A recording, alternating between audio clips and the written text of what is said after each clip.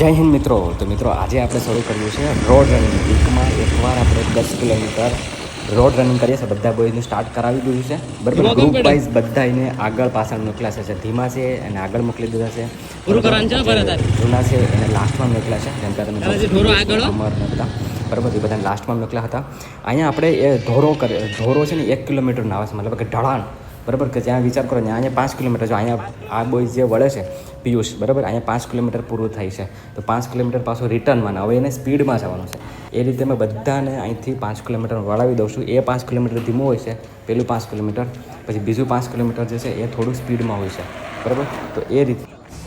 તો એ રીતના બધાને આપણે અહીંથી રિટર્ન કરાવડાવી દઈએ છીએ બરાબર. આપણી બેસમાં ટીએના બોયઝ બધા ઓલમોસ્ટ ટીએના બોયઝ બધા જોડાઈ ગયા છે બરાબર.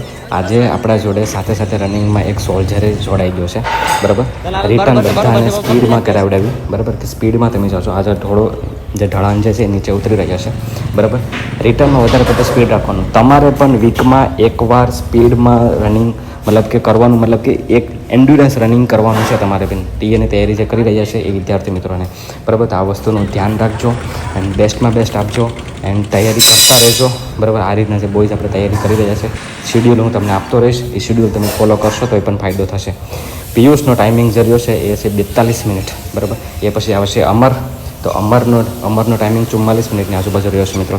જો જોડાવા માંગતા હોય તો વહેલી તકે સંપર્ક કરજો. બેચ ચાલુ છે આપણી બરાબર. તો વહેલી તકે સંપર્ક કરજો, બાકી પછી ફૂલ થઈ જશે. બાકી જ્યાં છો ત્યાં તૈયારી કરજો. All the best. જય હિન્દ.